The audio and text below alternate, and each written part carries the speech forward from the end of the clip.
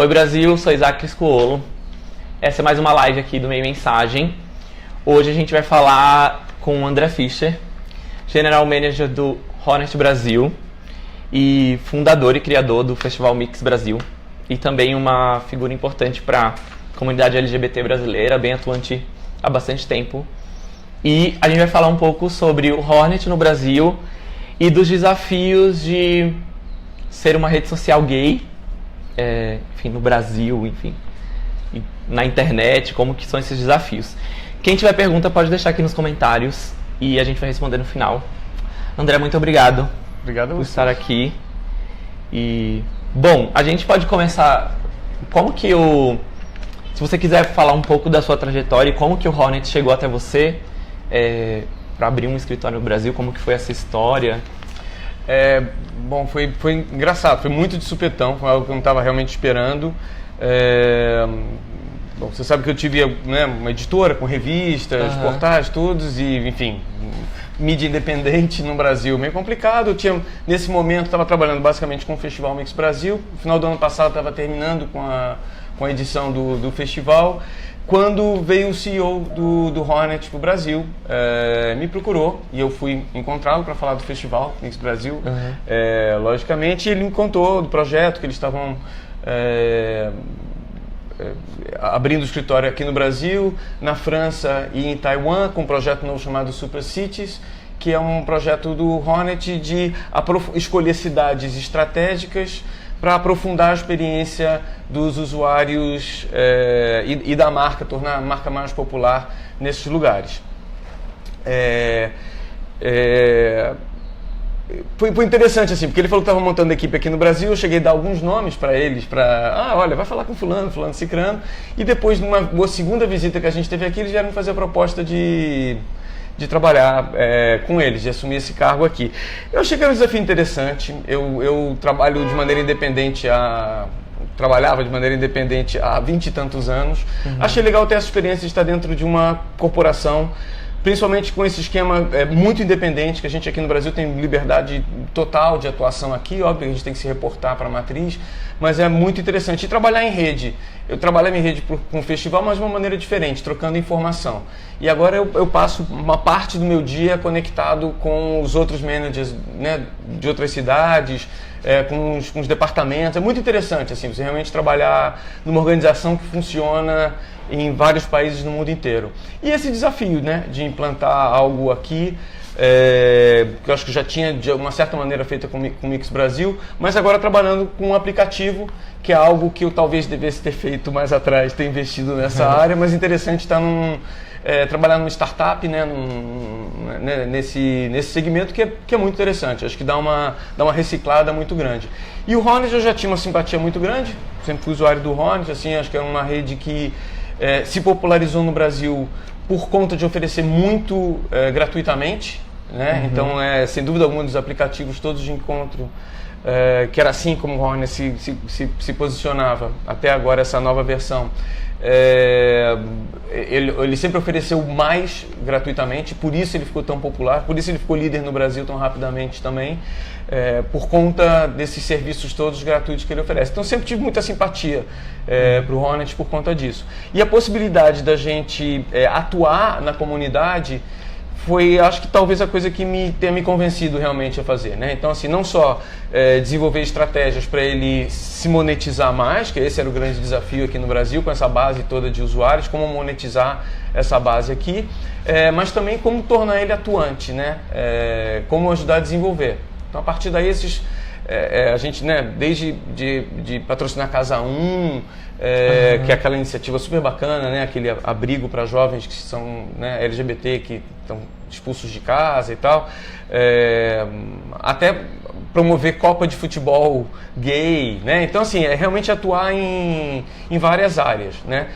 Fazer uma coisa que eu sempre achei interessante, que o Mix fazia também, mas o Hornet agora com essa capilaridade muito maior, que é a gente ter grupo de rolezinho na periferia, que o Hornet participa, que junta 3, 4 mil pessoas, a gays profissionais na Oscar Freire, né, uma coisa super high profile mesmo. Então, assim, poder dialogar com esses grupos todos dentro da comunidade LGBT. Então vocês entendiam como um aplicativo, né? E agora você falou um pouco de reposicionamento para virar uma rede social gay. E por que gay e não LGBT, assim, esse posicionamento? Já que o Hornet trabalha também com a comunidade LGBT nesse contexto. Bom, primeiro, aplicativo de encontros nasceu dessa maneira, como um aplicativo de encontros, mas à medida que ele foi incorporando produção de conteúdo, produção de guias de lugares e de eventos, né? Ele passou a ser realmente uma rede social. A gente hoje tem uma comunidade de 700, são 700, agora passou até, o número de ontem já era mais, era quase 900 na verdade. Colaboradores no mundo inteiro, então pessoas produzindo conteúdo, traduzindo, né? Então ele tem esse... é diferente e a experiência dentro do aplicativo é diferente também. Com essa versão, a versão 4, que foi essa versão que entrou nova agora, você consegue... É diferente de uma rede de encontro tradicional, onde você simplesmente vê o perfil que a outra pessoa criou, mas você pode qualificar esse encontro de uma maneira diferente, porque você vê que artigos que essa pessoa curtiu, então que assuntos que ela realmente tem, né, se interessa, o que você pode ter em comum, como você consegue começar esse bate-papo, indo pelas outras informações todas que o aplicativo está proporcionando, né? Então é diferente. E essa questão mesmo assim de uma experiência offline também. Então o Hornet hoje aqui em São Paulo em especial, no Rio começando agora, mas em São Paulo especialmente, a gente tem uma média de 3 a 4 encontros offline semanais. Desde happy hours a peças de teatro, sessões de cinema e muita festa, logicamente, mas você tem essa oportunidade de trabalhar mais como uma rede social mesmo, offline inclusive, mas a partir desse aplicativo online. O Hornet ele é gay porque ele trabalha para o público masculino gay, né? As ações dele são ações LGBT, acho que tem essa diferença, acho que LGBT é um termo que é mais político, você está falando de direitos, está falando de uma comunidade que ainda, né, precisa lutar pelos seus direitos, mas o Hornet, enquanto nicho, segmento de mercado, ele trabalha muito claramente com homens, ele diz homens gays, bissexuais e curiosos. Esse se você vai ver lá no release, gays, bissexuais e curiosos. Mas a atuação é LGBT. Então a gente estava no museu aqui do lado, a gente está aqui no Arocha, em São Paulo, né, patrocinando o Museu da Diversidade aqui no museu na Praça da República. Isso são tudo ações direcionadas ao público LGBT, né? A maior parte, inclusive, das ações, eu acho que a gente faz dessas ações, em especial voltadas à comunidade, são voltadas à comunidade LGBT. Então, desde patrocinar, a gente vai estar, por exemplo, patrocinando agora no final do mês a parada da cidade de Tiradentes, que é, né, uma parada de periferia, que é feita por um grupo basicamente de transexuais, travestis, tem homens gays e lésbicas também, mas assim, é uma parada que tem essa função. E o Hornet está lá devolvendo para a comunidade LGBT talvez o que ele ganhe com o público gay. Acho que talvez funcione dessa maneira. Era isso que eu ia te perguntar. Como que vocês definiram a estratégia para o Brasil? E aí eu já engato outra pergunta. Tipo, a estratégia de vocês é evento, festivais, patrocinar festas, etc. Tem algumas coisas dentro do aplicativo promovendo ações de saúde. Não sei se vocês fizeram parceria com o Ministério da Saúde, se você puder falar um pouco sobre isso também. E essa questão do como fazer publicidade, como divulgar essa rede social no país conservador, né, como a gente vive, e também em plataformas como o Google, que, de certa forma, quando é alguma coisa relacionada a sexo ou alguns grupos, veta alguns tipos de anúncio. Como que é esse desafio para vocês? Então vamos lá, bastante coisa. Na parte de saúde, tem essa questão muito interessante. O Hornet, ele é muito interessante, por exemplo, na maioria dos países islâmicos, os aplicativos de encontros, em especial os gays, são proibidos, menos o Hornet. O Hornet ele é o único aplicativo que entra porque ele tem uma função, ele trabalha junto da OMS com a questão de prevenção, com a questão de saúde. É muito... um dos fundadores, o Sean Howell, e o Hornet, para você ter uma ideia, tem um diretor de inovação em saúde. Tem diretor financeiro, diretor de marketing, de produto e tem um de inovação de saúde. Porque isso é uma questão muito fundamental dentro do Hornet. Então, essa divulgação de questões relacionadas à saúde, em especial de homens gays, bissexuais e curiosos. Então, ele trabalha muito fortemente com os ministérios da saúde de todos os países onde ele está presente. Ele está presente no mundo inteiro, mas enfim, faz esse trabalho com a OMS, tem um trabalho de prevenção, de divulgação de PrEP, por exemplo, de sexo seguro, enfim, tem esse trabalho que é da missão da própria empresa. Então isso é uma coisa muito bacana e por isso que você vai estar sempre encontrando informações sobre isso. Foi o primeiro aplicativo a colocar aquele KYS ali, que é para você falar do seu status sorológico, no sentido de que quando você atualiza o seu status sorológico, se você for positivo, ele vai te lembrar para fazer exames. E se você for negativo, você também, lembra de vez em quando para fazer isso, né, com dicas de prevenção. Então isso é da estrutura do Hornet. Quando foi criado, ele foi pensado dessa maneira, porque isso era uma questão muito, muito cara e importante para os fundadores. Por conta disso, a gente tem uma entrada um pouco diferente, né? E por essa cara que o Hornet tem, ele tem um perfil um pouco diferente dos outros aplicativos. Ele seguramente foi o primeiro onde as pessoas começaram a mostrar o rosto, né? Para quem acompanha esse aplicativo sabe que antigamente era uma coisa muito comum as pessoas não mostrarem rosto, por ter medo justamente, né? A gente vive num país um pouco mais conservador, e então assim, o Hornet ele tem essa questão de se mostrar como um aplicativo mais... Ele tem uma série de filtros que outros, né? Em relação a drogas... Enfim, ele tem esses idade filtros também, todos. Ele tem uma série de filtros que ele torna a experiência toda mais comunitária mesmo, né? E a estratégia que a gente, quando eu entrei especialmente, o que a gente buscou aqui, é de botar o Hornet na rua. Então a primeira coisa que a gente queria era que as pessoas não tivessem mais vergonha de usar um aplicativo de encontros. Então a gente faz uma série de medidas que você tem que mostrar o seu aplicativo para entrar de graça num lugar, para ter desconto. Legal. Então para você passar a abrir o seu aplicativo, ser algo que você tem até orgulho de ter, você mostrar orgulho, porque é algo que te abre muitas portas. E a gente fez campanhas na rua, então no metrô, por exemplo, no metrô botando caras de pessoas, então influenciadores, youtubers, gays e tal, botando a cara deles no metrô, por exemplo, fazendo campanhas. A gente teve, por exemplo, agora no Festival do Clube de Criação, com uma ação grande lá, então a gente faz um trabalho B2B, anúncio em elevadores de agências de propaganda, para tornar a marca conhecida. Eu costumo usar uma expressão que é assim, que a gente quer que o Hornet aqui no Brasil seja uma referência para a comunidade gay, mas a referência gay para a sociedade em geral. Então quando você pensa em gay de uma maneira que a gente espera positiva e construtiva, você pensa no Hornet, porque a gente está participando dessas ações todas, né? Na parte de saúde, agora a gente começa uma campanha, por exemplo, de HPV dentro do aplicativo, que a gente está sempre muito conectado com as questões que estão, em especial na parte de saúde, que estão surgindo, então é muito interessante.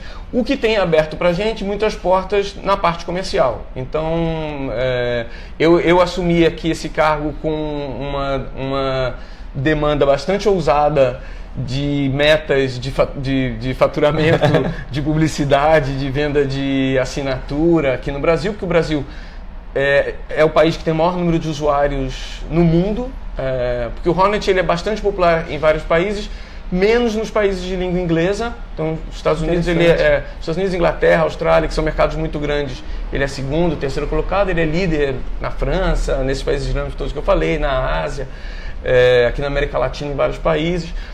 Mas o Brasil é o país que tem o maior número de usuários, mas tinha uma dificuldade de monetizar, porque as pessoas aqui não assinavam, não conseguia vender anúncio. Então, o desafio do Brasil era como transformar essa base gigantesca.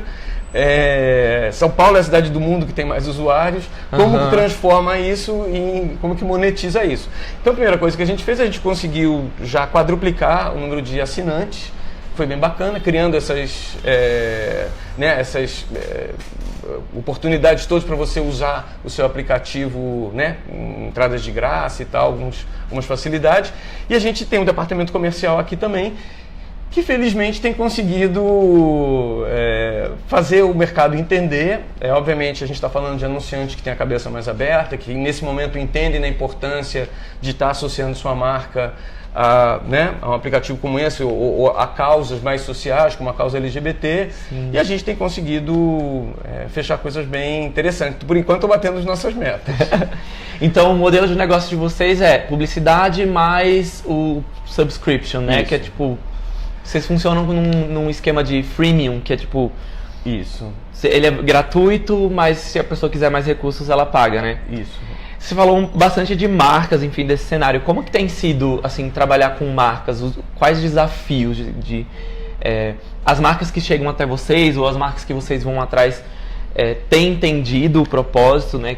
Como você falou, o Hornet tem essa questão de não só ser uma rede social agora de encontros, mas desenvolver a comunidade, fortalecer a comunidade. Como que tem sido isso para outras marcas? Você sabe que eu acho que inicialmente, o desafio maior, na verdade, no caso especificamente de anunciantes, eu acho que é mais você trabalhar uma venda de publicidade em aplicativo, venda de publicidade direta em aplicativo, e eu acho que você tem um layer adicional da questão LGBT. Mas acho que a primeira coisa que eu fiz, inclusive, foi botar o Hornet no IAB. Então a gente faz parte desse birô importante de regulamentação de publicidade online no Brasil, onde estão todas as marcas grandes e o IAB está presente no mundo inteiro, e o único país que o Hornet está presente é no Brasil, porque acho que, enfim, eu achei importante posicionar dessa maneira e entender esse mercado. E pelo fato da gente ser LGBT, publicidade programática hoje é o maior, em vários sites, acaba sendo a maior fonte de recursos de venda de publicidade. Uhum. Quando você tem um aplicativo LGBT, geralmente as pessoas colocam um filtrozinho dizendo, olha, é programático, mas eu não quero LGBT, eu não quero aplicativo de encontro. Então a maior dificuldade da gente é isso, que a gente tem que fazer publicidade, muito mais publicidade, ainda que a gente tenha um bom faturamento de publicidade programática, porque a gente tem um inventário gigantesco, são 2 bilhões de impressões por mês, é uma coisa muito gigantesca, mas obviamente que o faturamento melhor é com venda de publicidade direto. E nesse sentido a gente tem que falar, olha, a gente está falando com um público, né, bastante nichado, que você consegue, ainda que tenha essa diversidade tão grande, né, de gente, né, você tem gay pobre, rico, em todos os lugares, mas que tem um certo padrão de consumo, ou pelo menos, mesmo o gay mais da periferia, ele tem um desejo de consumo mais parecido com o gay daqui, então você consegue comunicar com esse grupo de uma maneira mais direta. E você consegue direcionar também cada tipo de publicidade para esse grupo. Você faz aqui, eu já fiz anúncios para a região do Aroche. Então, assim, legal. Tem essa facilidade de você trabalhar com o aplicativo, essa geolocalização. Mas eu acho que o desafio maior é esse, na verdade, é de vender publicidade direta, premium, para anunciantes que ainda hoje, quando estão entrando nos aplicativos, estão entrando com programática. Então, essa que é a questão maior. Mas a gente tem conseguido...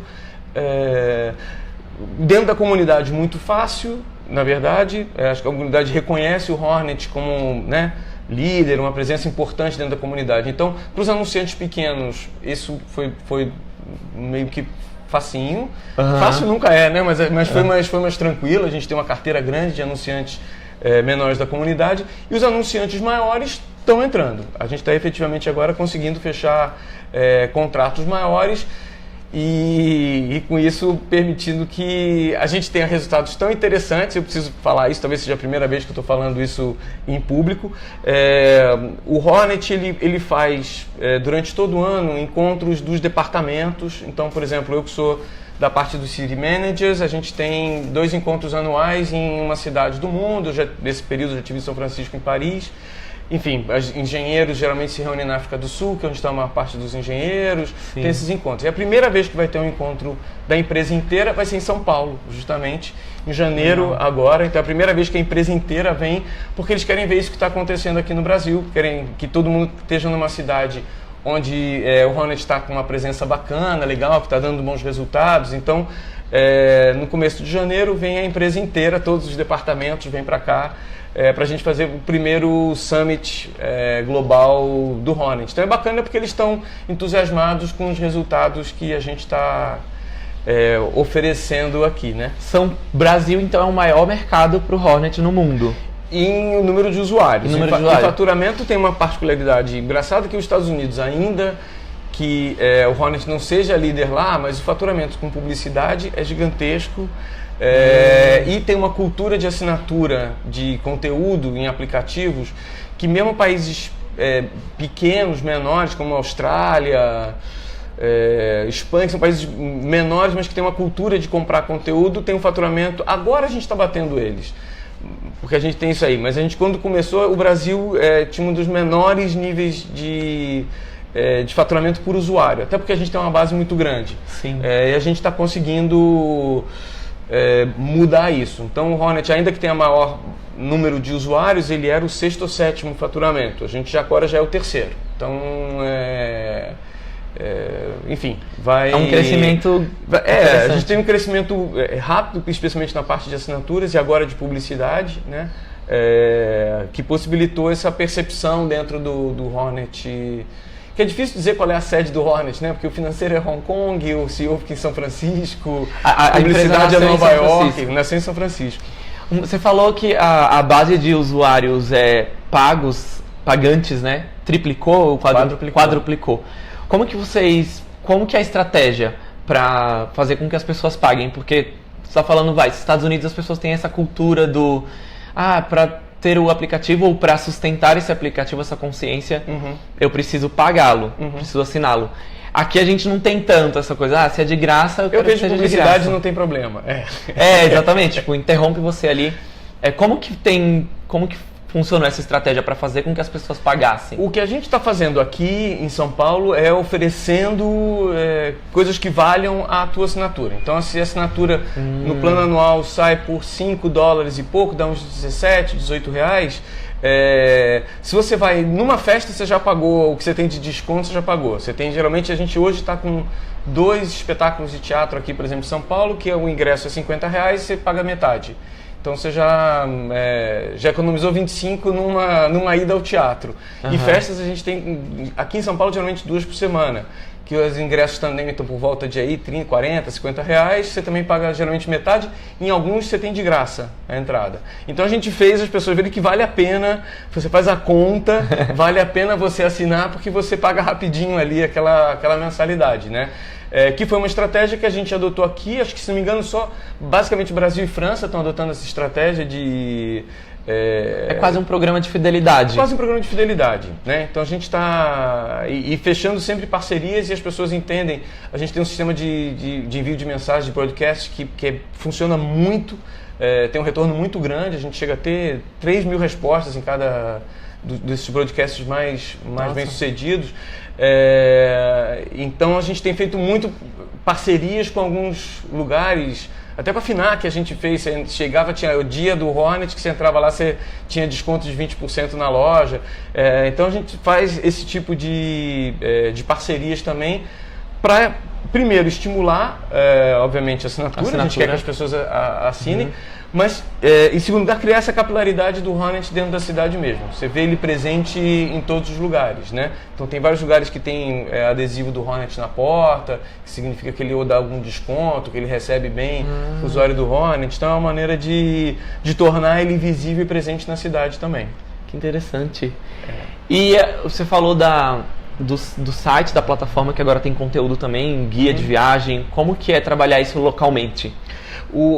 Na verdade, começou assim, o Hornet comprou um portal nos Estados Unidos de produção de conteúdo, o Unicorn Buddy, que era popular lá nos Estados Unidos, e começou a produzir conteúdo em inglês. E inicialmente a gente aqui traduzia simplesmente o conteúdo, e ele hoje é traduzido, se não me engano, em 17 idiomas. Que tem tradução desse conteúdo.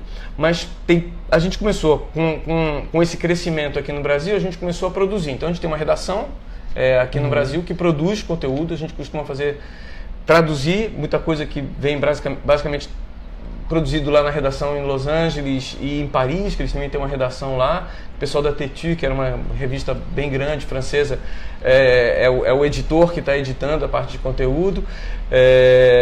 E aí aqui a gente está produzindo conteúdo também local, além de traduzir, produzindo localmente também. Para justamente criar esse contato, você poder entrar, agora que na plataforma você entra e já o conteúdo tá bem na tua cara, não está mais escondidinho, você não tem que ir para um link fora do aplicativo, você acessa ele dentro do próprio aplicativo. Então a gente está produzindo conteúdo aqui, basicamente de São Paulo, a gente espera ampliar para o resto do Brasil também em breve. O Rio a gente deve chegar no final do ano, mas por enquanto São Paulo, então são notícias muito paulistas, da comunidade aqui em São Paulo, sempre no sentido de criar essa integração e ser a voz da comunidade também, né? É bem estrutura de startup mesmo, né? Tipo, esse espírito de ir construindo e aprendendo com isso. Muita coisa. Essa experiência tem sido muito interessante, assim, de trabalhar numa empresa que tem gente do mundo inteiro, de todos os tipos, contribuindo, trazendo informações. Tem muita coisa que... A empresa é relativamente nova, tem 5 anos, e já está presente no mundo inteiro, mas é bacana você ver como tem espaço para você apresentar ideias novas, trazer outras formas de fazer, e como eles respeitam, no caso do Hornet, eu posso falar, que é a empresa que eu estou trabalhando, como eles respeitam as particularidades de cada país. O Hornet no Brasil é completamente diferente do Hornet de Taiwan, inclusive a comunicação, a gente está criando uma linguagem daqui, que no Brasil é mais sexy, é mais aberta, é mais colorida. Você vai para Taiwan, o Hornet lá é todo anime, bonitinho, coloridinho, fofinho. Ele vai pegando a cara de cada lugar também. Então ele tem uma plataforma que a base tecnológica é a mesma para o mundo inteiro, mas a cara dele em cada lugar muda completamente.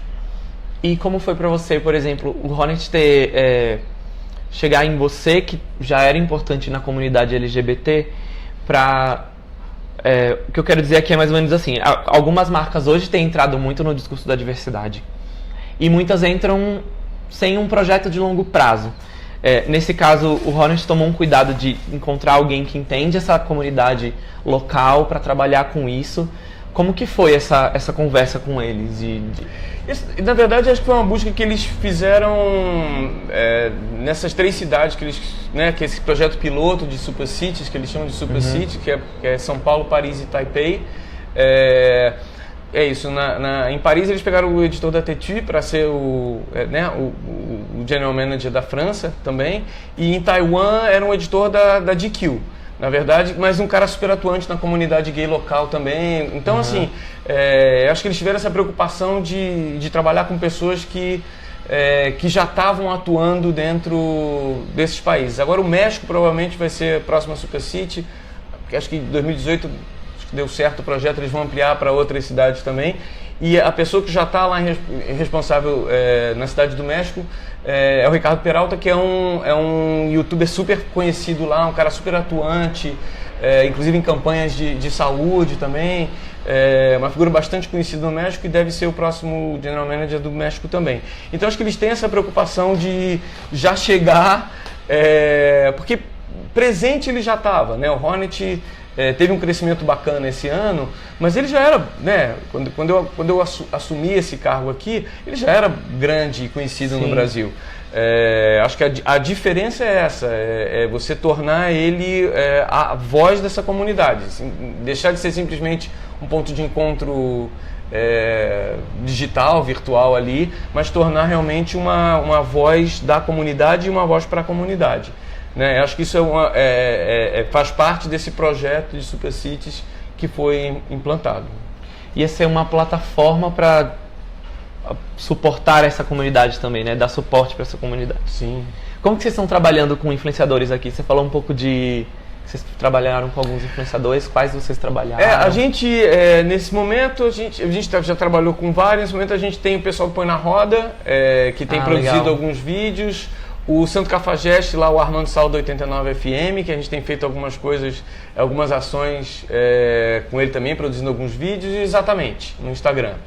Esses são os que a gente trabalha de forma mais regular, e aí tem alguns que a gente vai pontuando em função de, enfim, na Parada Gay a gente fez outra série de ações com outros influenciadores também.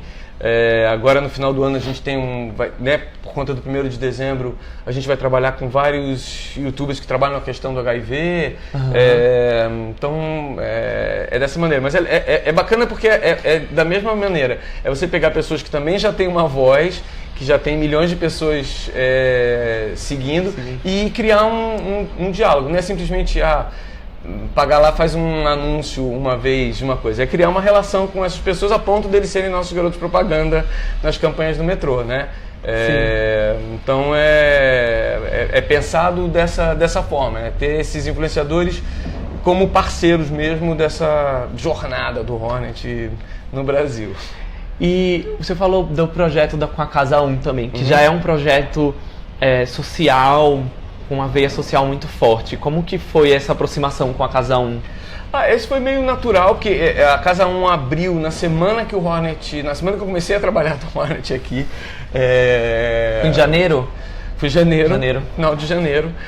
Então, conheci o Irã também, já conheci o projeto, então foi muito bacana. O Hornet foi, acho que, a segunda marca que entrou lá, como apoiador, e a gente agora que a Casa 1 está abrindo uma outra casa do lado, né, só para fazer os workshops e tal, para a comunidade. Galpão, né?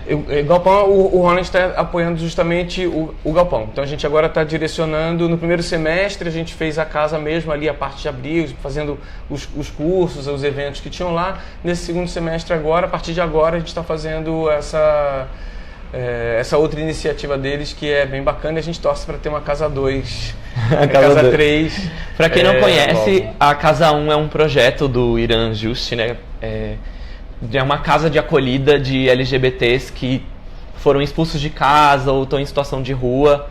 Enfim, tem muitas atividades, inclusive com apoio de marcas, para desenvolver, por exemplo, fazer cursos voltados para a comunidade LGBT, enfim. E que tem um trabalho muito interessante, que é a casa servir de apoio para o bairro inteiro em volta. Eles têm esse projeto, né? De 1 quilômetro em volta, parece até ali o Hornet geolocalizado, mas 1 quilômetro à volta, todos os prédios, os negócios, a padaria, tudo, eles fazem uma sensibilização para terem contato, porque eles dizem que é muito interessante, não adianta você botar as pessoas lá e elas vão na esquina do boteco e sofrerem homofobia na esquina. Então eles trabalham todo o entorno, né? Um projeto muito bonito, que a gente é muito feliz de fazer parte, ser parceiro deles.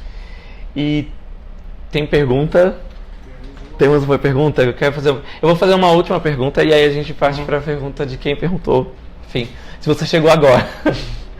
A gente estamos falando com o André Fischer, do Hornet Brasil, e sobre os desafios de ser uma rede social gay no Brasil, enfim, no mundo, sobre os desafios de ser essa rede social. A minha última pergunta é sobre o Festival Mix Brasil, que vai para a 24ª edição? 25ª. É o ano do jubileu. Como que o Hornet está envolvido nesse projeto, que é um projeto que você fundou e que está aí há bastante tempo? Enfim.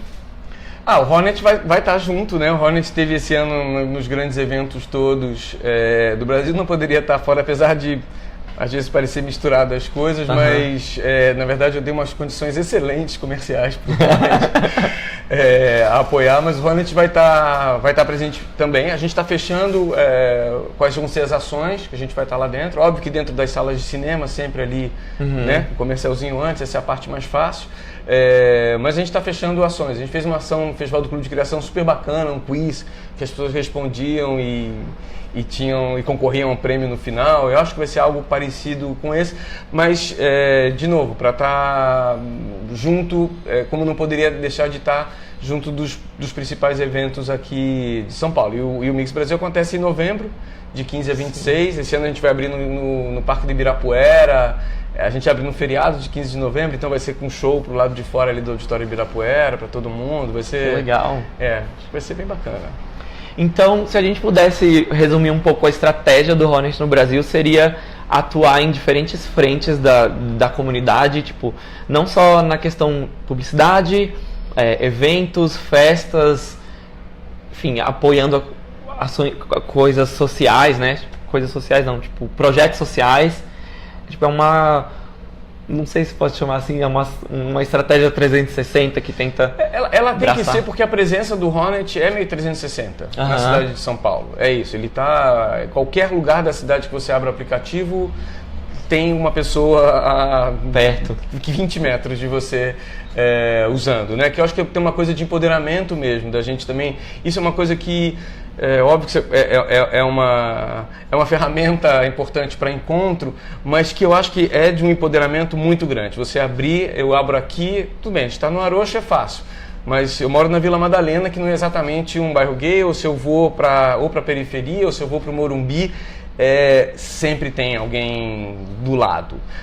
Isso eu acho que é uma coisa que é bom para encontro, mas é também para você se empoderar e entender que a gente está presente em todos os lugares e, como no Hornet, a maioria das pessoas botando a cara, então elas querem conhecer outras pessoas, não só para encontros de todos os tipos, na verdade. A gente vê grupos de bike noturno sendo formados lá dentro. Então